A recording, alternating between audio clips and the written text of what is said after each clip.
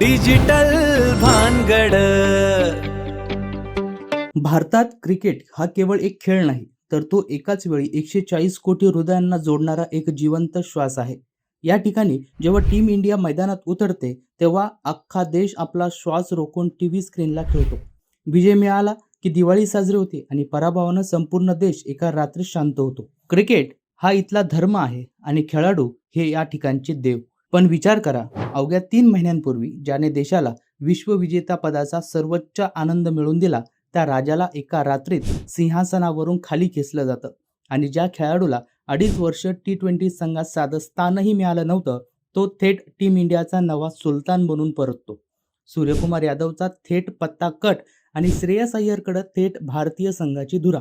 या एका ऐतिहासिक आणि अनपेक्षित ट्विस्टने संपूर्ण क्रिकेट विश्वात खळबळ माजवली आहे. हा निव्वळ नेतृत्व बदल नाही, तर भारतीय क्रिकेटच्या इतिहासातील सर्वात मोठा क्लायमॅक्स आहे. आता काळच ठरवेल की निवड समितीचा हा सर्वात मोठा जुगार देशाला नव्या यशाच्या शिखरावर नेणार की एका नव्या वादाला तोंड फोडणार. क्रिकेट चाहत्यांनो, सीट बेल्ट बांधून घ्या, कारण टीम इंडियाचा हा नवा थरार आता सुरू होतोय. नमस्कार मंडळी, तुम्ही पाहताय डिजिटल भानगड. भारतीय क्रिकेट वर्तुळात सध्या एका मोठ्या निर्णयाची जोरदार चर्चा सुरू आहे. BCCIच्या निवड समितीनं आगामी इंग्लंड आणि आयर्लंड दौऱ्यासाठी तसेच जपानमध्ये होणाऱ्या आशियाई क्रीडा स्पर्धेसाठी अचानक भारतीय T20 संघाची घोषणा केली आणि या घोषणेसोबतच भारतीय क्रिकेटमध्ये एका नव्या युगाची सुरुवात झाली. या संघ निवडीतील सर्वात मोठा धक्कादायक बदल म्हणजे भारतीय T20 संघाच्या नेतृत्व बदलाचा.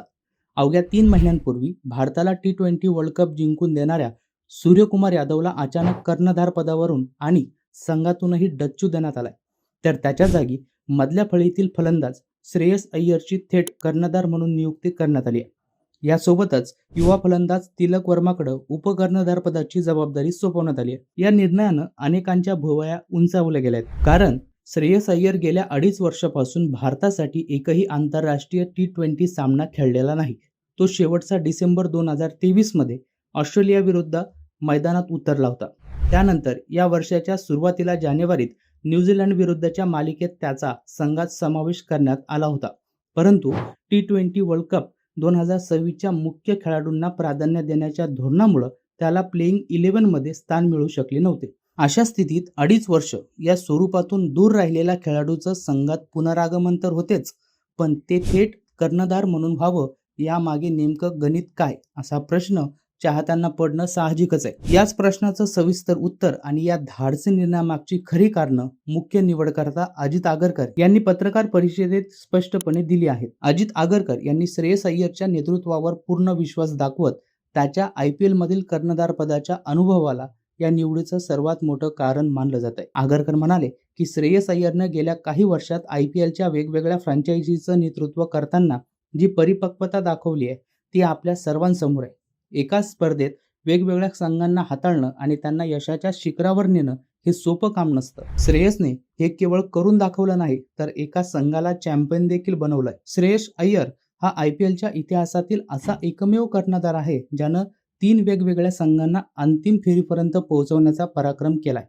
2018 पासून IPL मध्ये नेतृत्व करत असलेल्या श्रेयसने 2020 मध्ये दिल्ली कॅपिटल्सला पहिल्यांदा फायनलमध्ये नेले. त्यानंतर 2024 मध्ये कोलकाता नाईट रायडर्सला आपल्या नेतृत्वाखाली IPLचे विजेतेपद मिळवून दिले आणि 2025च्या हंगामात त्याने पंजाब किंग्सला उपविजेतेपद मिळवून दिले. या अफाट अनुभवामुळं आणि कठीण परिस्थितीत शांत राहून निर्णय घेण्याच्या क्षमतेमुळं तो भारतीय T20 संघाचं नेतृत्व करण्यासाठी सर्वात योग्य आणि सक्षम उमेदवार होता. आंतरराष्ट्रीय स्तरावर कर्णधारपद भूषवणं हे त्याच्यासाठी निश्चितच एक नवीन आणि वेगळं आव्हान असेल, परंतु त्याच्याकडे असलेला अनुभव हा पाहता तो या जबाबदारीला पूर्ण न्याय देईल असा विश्वास निवड समितीला आहे. तसेच श्रेयस अय्यर केवळ IPL मध्येच यशस्वी ठरलेला नाही, तर देशांतर्गत क्रिकेटमध्येही त्याच्या नेतृत्वाखाली मुंबईच्या संघाने 2024 मध्ये सय्यद मुश्ताक अली T20 ट्रॉफीवर आपलं नाव कोरलं होतं. त्यामुळं संक्षिप्त स्वरूपातील क्रिकेटमध्ये संघ कसा चालवायचा याचा त्याला पुरेसा अंदाज आहे. दुसरीकडे निवड समितीने केवळ श्रेयसच्या नेतृत्वाचा विचार केला नसून त्याची फलंदाजीतील जबरदस्त कामगिरीही या निवडीला बळ देणारी ठरली आहे. 2.5 वर्ष आंतरराष्ट्रीय T20 संघातून बाहेर राहिला असला तरी देशांतर्गत आणि IPL क्रिकेटमध्ये त्याच्या बॅटने धावांचा पाऊस पाडलाय. गेल्या 2 वर्षात त्यानं T20 क्रिकेटमध्ये 1000हून अधिक धावा कुठल्या आहेत. IPL 2025च्या हंगामात त्याने 604 धावांचा टप्पा ओलांडला, तर नुकत्याच पार पडलेल्या 2026च्या हंगामातही त्याने 498 धावा करत सातत्य राखले. तो सध्या भारतीय एकदिवसीय संघाचा उपकर्णधार असून मधल्या फळीतील एक प्रमुख फलंदाज आहे. त्यामुळे त्याचा हा फॉर्म आणि अनुभव आता T20 मध्येही भारतीय संघाला स्थैर्य देईल अशी आशा. आगरकरांनी हे देखील स्पष्ट केलं की श्रेयस T20 वर्ल्ड कप 2026च्या संघात स्थान मिळवण्याच्या अगदी जवळ होता, परंतु त्यावेळी सूर्यकुमार यादव आणि इतर खेळाडू संघात असल्यानं मधल्या फळीत त्याच्यासाठी जागा बनवणं शक्य झालं नव्हतं. मात्र आता परिस्थिती बदलली असून श्रेयसच्या रूपानं भारताला एक परिपक्व कर्णधार आणि फलंदाज मिळालाय. या संपूर्ण प्रकरणातील दुसरी सर्वात मोठी बाजू म्हणजे सूर्यकुमार यादवला तडकाफडकी संघातून वगळणं. अवघ्या 3 महिन्यापूर्वी ज्याच्या नेतृत्वाखाली भारतानं विश्वविजेतेपदाचा चषक उगवला, त्याला अचानक बाहेरचा रस्ता दाखवणं हा निवड समितीसाठी अत्यंत कठीण आणि धाडसी निर्णय होता. हे आगरकरांनी प्रांजळपणे कबूल केलंय.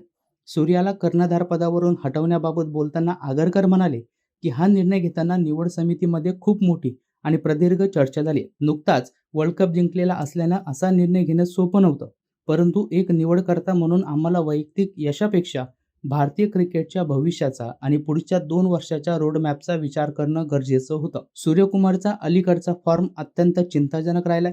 T20 वर्ल्ड कपमधील अमेरिकेविरुद्धच्या सामन्यानंतर त्याला एकाही सामन्यात मोठी किंवा प्रभावी खेळी करता आलेली नाही. हीच खराब कामगिरी IPL 2026 मध्येही कायम राहिली, ज्या ठिकाणी तो पूर्णपणे फ्लॉप ठरला. आंतरराष्ट्रीय क्रिकेटमध्ये फॉर्म नसताना कर्णधार पदाचे ओझे खेळाडूवर अधिक दडपण निर्माण करते आणि आम्हाला भविष्यातील संघ उभारण्यासाठी एक स्थिर कामगिरी करणाऱ्या नेतृत्वाची गरज होती. श्रेयस अय्यर सातत्याने धावा करत असल्यानं आणि तो नेतृत्वासाठी सज्ज असल्यानं आमचे काम थोडे सोपे झाले. आम्हाला पुढच्या 2 वर्षात संघात जी स्थिरता हवी आहे ती श्रेयस देऊ शकतो असा विश्वास वाटल्यानेच आम्ही हा कठोर निर्णय घेतलाय. एकूणच काय तर BCCIनं आता भूतकाळातील यशात न अडकता भविष्यातील आव्हानांना सामोरं जाण्यासाठी मिशन T20 अंतर्गत श्रेयस अय्यरच्या हाती टीम इंडियाची सूत्र सोपवली आहेत. आता इंग्लंड, आयर्लंड आणि आशियाई क्रीडा स्पर्धेत श्रेयस या नव्या जबाबदारीला कसा सामोरं जातो आणि निवड समितीचा हा धाडसी निर्णय किती योग्य ठरतो हे पाहणं तेवढंच उत्सुकतेचं ठरणार आहे. भारतात क्रिकेट म्हणजे निव्वळ खेळ नाही, तर तो 140 कोटी लोकांना एकत्र बांधणारा एक महाउत्सव आहे. इथे जेव्हा टीम इंडिया मैदानात उतरते तेव्हा गल्लीबोळातील चर्चा थांबतात, कार्यालयातील कामं थबकतात आणि अख्खा देश एकाच भावनेने जोडला जातो. इथला प्रत्येक चाहता सामन्याच्या प्रत्येक चेंडूवर स्वतः कर्णधार असल्याचा जगत असतो. क्रिकेट हा इथला श्वास आहे आणि खेळाडू इथल्या चाहत्यांचे प्राण.